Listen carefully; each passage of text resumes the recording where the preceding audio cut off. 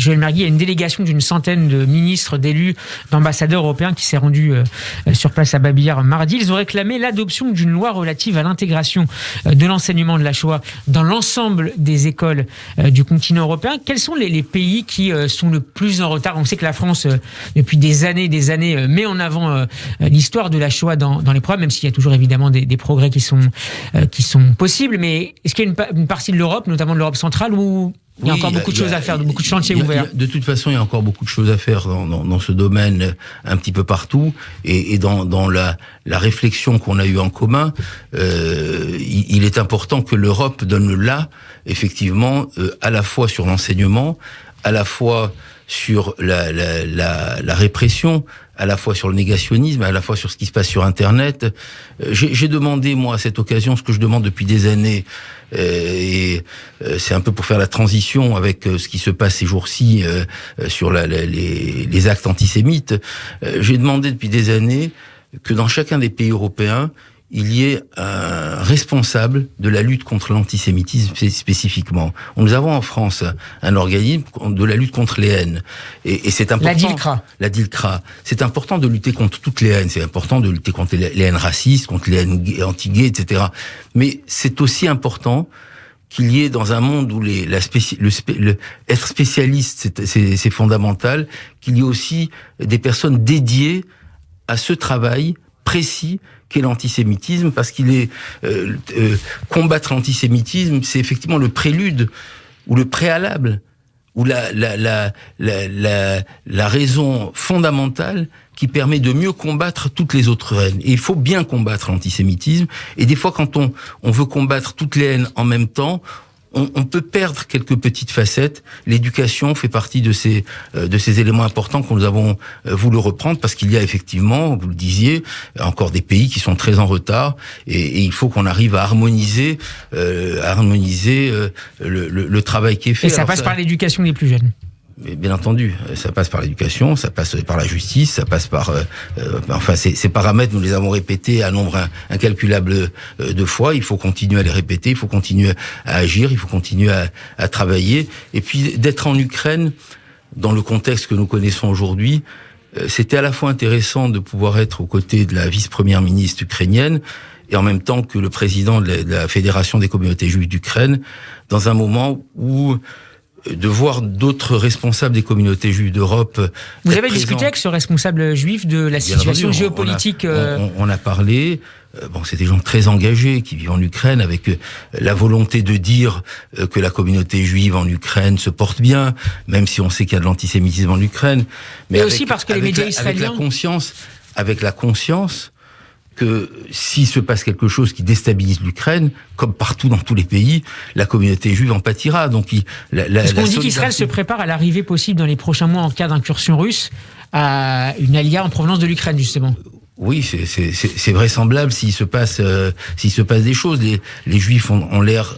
Bon, vous savez, c'est des entretiens qui sont pas suffisamment longs pour rentrer dans tous les détails. Et ce qui est certain, c'est que les personnes que j'ai vues qui sont engagées au service de la communauté juive font un très gros travail. Que l'Ukraine est un pays où il y a une communauté juive importante qui est en développement, et où ces jours-ci il y a une interrogation sur l'avenir. Et je crois que c'était important aussi que nous, responsables de différentes communautés juives d'Europe, nous venions montrer notre solidarité, notre soutien et notre action conjointe avec l'ensemble des communautés juives d'Europe. Est-ce qu'il y a des actions qui pourraient être menées, Joël Mergui, dans les prochains jours, les prochaines semaines ou les prochains mois, depuis la France, pour aider justement ces communautés juives en Ukraine, si la situation devait encore être plus instable?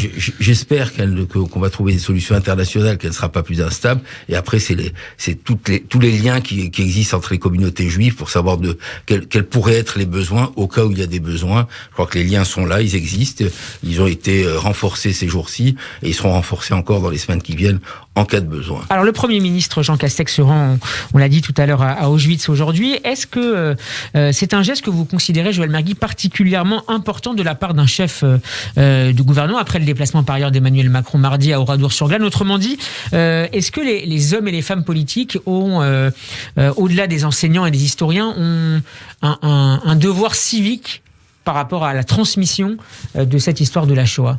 Oui, c'est une évidence. C'est leur rôle. Un représentant, son rôle, c'est de représenter. Et s'ils ne vont pas dans ces lieux de mémoire, ils ne donnent pas envie à d'autres d'y aller. Donc je crois que le représentant, que le Premier ministre, le Président de la République, les différents ministres, les différentes personnalités qui se rendent sur des lieux de mémoire ou ailleurs, ou ils donnent l'exemple et ils disent ce qu'il faut faire. Et ça me paraît fondamental. Il y a 2 ans, j'étais en Israël avec le Président de la République, parce que c'était dans la même commémoration qui était internationale en Israël. C'était important de voir tous les chefs d'État à Jérusalem. Je crois que à la fois il y a un message par rapport au lieu de mémoire, et à la fois, je crois que c'est pour moi fondamental qu'il y ait un message aussi par rapport à l'antisémitisme, qui malheureusement, nous le voyons, continue à remonter en Europe, à remonter dans le monde. On voit ce qui se passe aussi aux États-Unis, et qu'il faut combattre de façon inlassable. Et avec ce sondage qui a été publié hier dans les colonnes du Parisien, commandé par la Fondapol et l'American Jewish Committee, qui montre une forme de stabilité de l'antisémitisme, pour 64% des Juifs français, l'antisémitisme augmente même dans le pays, avec notamment une installation pérenne des préjugés antisémites. Comment on peut essayer de faire évoluer justement ces courbes et de lutter efficacement contre la progression de ces préjugés en particulier ? Alors, il y a ce sondage, et puis il y a la réalité aussi des chiffres qui ont été publiés par le ministère de l'Intérieur et le SPCJ, avec une augmentation de l'antisémitisme importante entre l'année dernière et cette année, avec 75% des actes antisémites et qui concernent la communauté juive parmi les actes, l'ensemble des actes racistes. Donc il y a une augmentation préoccupante. Comment lutter? Je le disais tout à l'heure. C'est l'éducation, c'est la répression, c'est la lutte contre sur Internet. C'est aussi la lutte contre les extrêmes. Aujourd'hui, on voit le développement des populismes, des extrêmes, de l'islamisme radical. Chacun apporte cette petite part supplémentaire à l'antisémitisme. Et surtout, ce qui me paraît important, quand je parle sur Radio J, je m'adresse essentiellement à la communauté juive. Mais je crois que ce qui est important, c'est de prendre conscience. On le dit régulièrement, mais c'est pas assez vrai. Il faut que la société prenne conscience que la montée de l'antisémitisme, c'est un préalable à la montée des autres haines. On l'a vu au début des années 2000, c'était essentiellement la haine antisémite qui était principale dans notre pays. Depuis maintenant, c'est la dernière décennie, on a vu le terrorisme, on a vu l'islamisme radical se développer, on a vu les populismes se développer. Je crois qu'il faut que la société se prenne en main. Et quand je dis la société, vous avez parlé du Premier ministre, oui, ça va de l'élite, des responsables, de ceux qui ont la responsabilité du pays, à la société, c'est-à-dire tous ceux, les uns avec leurs voisins, le boulanger, le commissaire, l'enseignant, l'artiste. Tout le monde est concerné. Tout le monde doit se sentir concerné par ce combat.